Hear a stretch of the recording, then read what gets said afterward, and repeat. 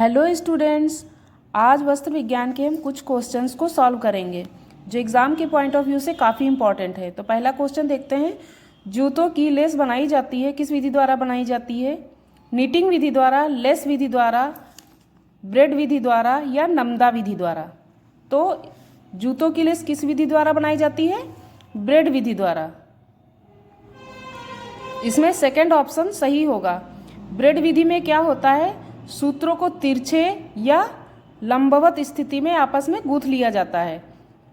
और नमदा विधि में क्या होता है, बुनाई नहीं की जाती, किसी रासायनिक पदार्थ द्वारा जमाया जाता है जिससे रेशे आपस में सट जाते हैं। इस विधि द्वारा स्लीपर, जूते के सोल और कालीन वगैरह बनाई जाती हैं।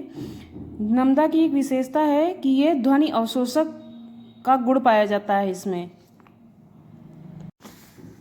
निटिंग विधि द्वारा स्वेटर बनाए जाते हैं जिसमें हर फंदे के लिए एक अलग धागा हो सकता है या फिर एक ही धागे से फंदे से फंदा बनाया जाता है, इससे स्वेटर बनाए जाते हैं।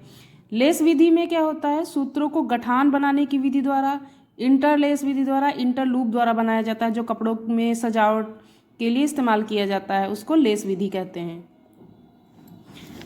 सेकंड क्वेश्चन देखते हैं। बाने को वेफ्ट कहते हैं। बाने के धागे अन्य नाम से भी जाने जाते हैं। बाने के धागे को अन्य किस नाम से जाना जाता है? पहला ऑप्शन है एंड्स, दूसरा है गुथाव, तीसरा है पिक, चौथा है फिल्म। तो बाने को किस नाम से जाना जाता है? तीसरा ऑप्शन इसमें सही होगा, पिक नाम से जाना जाता है।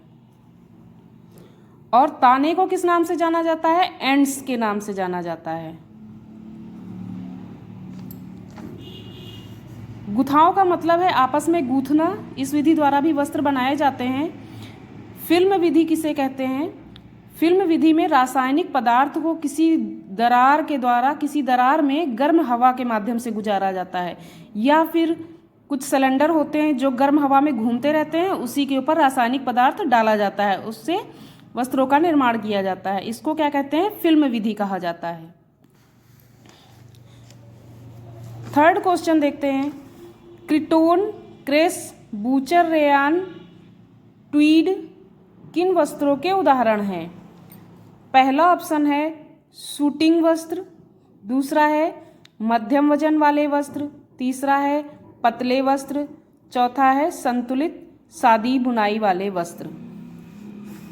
तो क्रिटोन, क्रेस और बूचर रेयान ट्वीड किसके उदाहरण हैं? पहला ऑप्शन इसमें सही होगा, सूटिंग वस्त्र, या इसको भारी वस्त्र भी कहते हैं। और ये सूटिंग वस्त्र, मध्यम वजन वाले वस्त्र और पतले वस्त्र संतुलित सादी बुनाई के प्रकार हैं, ये इसके अंतर्गत आते हैं। फोर्थ क्वेश्चन देखते हैं। बिना बुने हुए वस्त्रों का इतिहास कब प्रारंभ हुआ? पहला ऑप्शन है 1929, दूसरा ऑप्शन है 1930, तीसरा ऑप्शन है 1928, चौथा ऑप्शन है 1920। तो बिना बुने हुए वस्त्रों का इतिहास कब प्रारंभ हुआ? 1930। इसमें सेकंड ऑप्शन सही होगा। फिफ्थ क्वेश्चन देखते हैं। प्रथम बिना बुना वस्त्र बनाने हेतु कच्चे माल के रूप में किसका प्रयोग किया गया था? पहला ऑप्शन है तने का, दूसरा ऑप्शन है वृक्ष के छाल का, तीसरा ऑप्शन है पत्तियों का, चौथा ऑप्शन है रासायनिक घोल का। तो प्रथम बिना बुना हुआ वस्त्र वृक्ष के छाल द्वारा बनाया गया था। उस वृक्ष का क्या नाम था? फिग वृक्ष। फिग वृक्ष के तंतुमय जो तने थे उसकी छाल से वस्त्र बनाया गया था। 6 क्वेश्चन देखते हैं। निम्न में से नमदा का प्रकार है? पहला ऑप्शन है ऊनी नमदा, दूसरा है फर नमदा, तीसरा है दोनों या फिर कोई नहीं। तो नमदा का प्रकार कौन सा है? इसमें ऑप्शन तीसरा सही होगा, क्योंकि जो नमदा होता है वह 2 प्रकार का होता है। पहला ऊनी नमदा और दूसरा फर नमदा।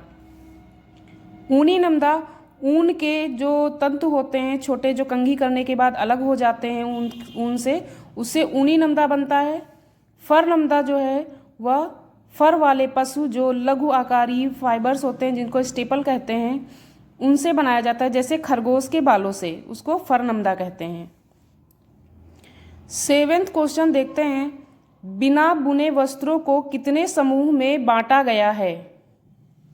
तो बिना बुने हुए वस्त्रों को कितने समूह में बांटा गया है?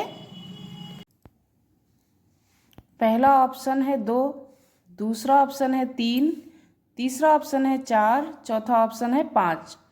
तो बिना बुने वस्त्रों को 2 समूहों में बांटा गया है।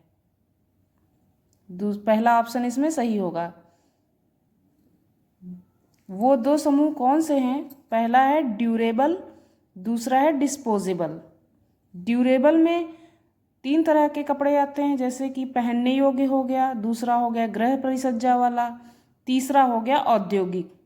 तो पहनने वाले में जैसे टोपी हो गया, अस्तर के अंदर का जो भाग होता है जैसे कि लहंगे में लगाया जाता है, और गृह परिसज्जा में ड्रेपरी हो गया, फर्नीचर हो गया, अपहोल्स्टरी हो गया, कॉर्पेट हो गया, और औद्योगिक में फिल्टर हो गया, जैसे फिल्टर में लगाने के लिए इंसुलेशन होता है उसको फिल्टर इंसुलेशन कहते हैं।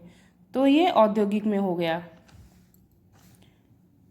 डिस्पोजेबल में कौन सा आता है? डिस्पोजेबल में जैसे बच्चों के डायपर बनते हैं, सैनिटरी नैपकिन होती हैं, सर्जिकल और औद्योगिक मास्क हो गए। तो ये 2 भागों में बांटा जाता है, ड्यूरेबल और डिस्पोजेबल। डिस्पोजेबल मतलब एक बार यूज़ करने के बाद उसको फेंक दिया जाता है। 8वां क्वेश्चन देखते हैं, फ्लैक्स के पौधे का वानस्पतिक नाम। तो फ्लैक्स के पौधे का वानस्पतिक नाम क्या है? फर्स्ट ऑप्शन है लिनोलियम, सेकंड ऑप्शन है लिंसिड, थर्ड ऑप्शन है लिनम यूसीटेडिसियम, फोर्थ ऑप्शन है लिनन यूसीटेडिसियम। तो इसमें थर्ड ऑप्शन सही होगा, लिनम यूसीटेडिसियम। लिनन यूसीटेडिसियम नाम मिलता जुलता है, लेकिन इसमें लिनन नहीं होगा, लिनम होगा।